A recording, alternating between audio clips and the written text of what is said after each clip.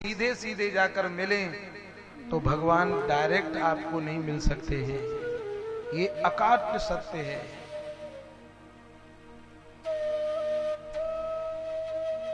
समर्थ गुरु की छत्र छाया में जाकर हमें भगवत प्राप्ति होती है, और यदि ऐसे भगवत प्राप्ति हो भी जाएगी तो हम भगवान को पहचान नहीं सकते हैं। इसीलिए रामचरितमानस में कहा है कि गुरु बिन भव निधि तरई न कोई, गुरु बिन भव निधि तरहि न कोई, गुरु बिन भव निधि तरई न कोई, गुरु बिन भव निधि तरहि न कोई, जो विरंची शंकर सम होई, जो विरंची शंकर सम होई, जो विरंची शंकर सम होई, जो विरंची शंकर सम होई, गुरु बिन भव निधि तरहि न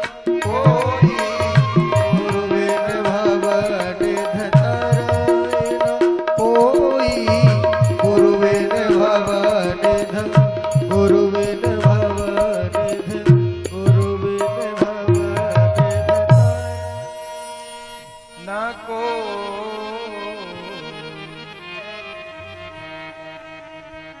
एक उदाहरण मैं आपको देता हूं।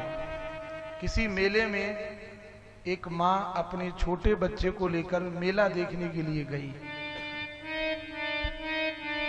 बहुत गरीब मां थी, लेकिन उसके बच्चे ने बहुत ज्यादा हट की, तो बच्चे को लेकर मेले में गई और मां ने कहा, बेटा बता तुझे क्या चाहिए। तो बच्चे ने एक महंगे वाले खिलौने पर हाथ रख दिया, मुझे ये खिलौना चाहिए। मां ने अपना पर्स निकाला और उसको खोल करके देखा तो मात्र उसके पर्स में 20 रुपए थे। बच्चे ने जिस खिलौने पर हाथ रखा वो 100 रुपए का था। तो मां बोली, बेटा ये खिलौना अच्छा नहीं है, हम कोई दूसरा खिलौना देखेंगे। बच्चा बोला, नहीं मुझे यही खिलौना चाहिए। बच्चे को नहीं पता है कि मेरी मां के पास में पैसे नहीं है। वो रोने लगा। पीछे एक सज्जन वो देख रहे थे कि देखो ये बच्चा खिलौना मांग रहा है पर इसकी मां के पास में पैसे नहीं है, लेकिन ये मां इसको समझा नहीं पा रही है। वो कैसे कहे कि मेरे पास में इतने पैसे नहीं तो ये मैं खिलौना तुझे दिला दूं। तो बच्चे का ध्यान भटकाने के लिए वो मां कभी इधर ले जाती है, कभी उधर ले जाती है, और इसी इधर उधर में वो बच्चा अपनी मां से बिछुड़ जाता है। उंगली छूट गई और मेले में वो बालक रोता हुआ इधर उधर फिरता है, और वो खोया हुआ बच्चा उस सज्जन को मिल जाता है।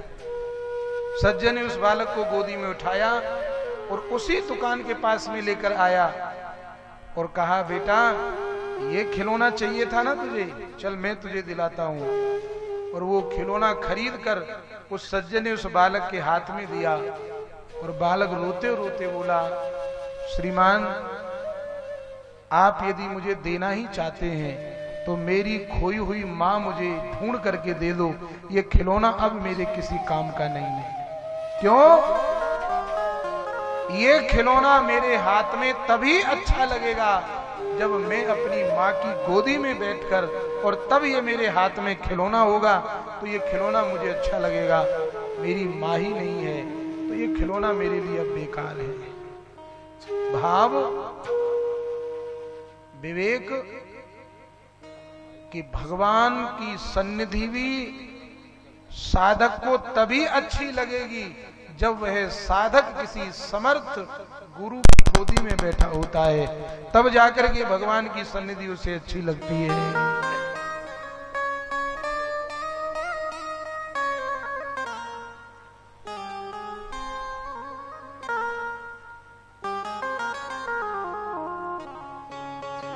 इसीलिए सीधे भगवान हमको मिल जाए ऐसा होता नहीं है।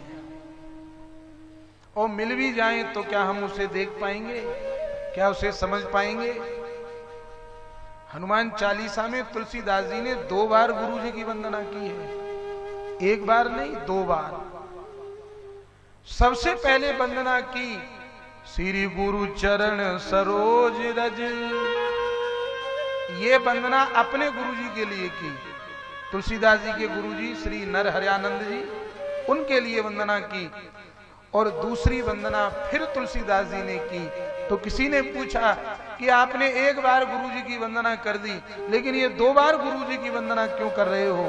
तुलसीदास जी बोले, इसलिए क्योंकि मुझे भगवान मिल तो गए थे, पर मैं भगवान को पहचान नहीं पा रहा था। तो आपको भगवान की पहचान किसने कराई? बोले, मुझे राम जी की पहचान तो हनुमान जी ने कराई थी। श्री रघुवीर खड़े हैं आगे, तुलसी तू क्यों रोता, सफल करो दृघ हनुमान जी बोले बनकर तोता। मैं भगवान को पहचान नहीं पा रहा था, लेकिन हनुमान जी ने मुझे राम जी की पहचान करा दी, इसीलिए मैं हनुमान जी को भी अपना गुरु मानता हूं। तो दोबारा फिर वंदना की है कि जय जय जय हनुमान गोसाई,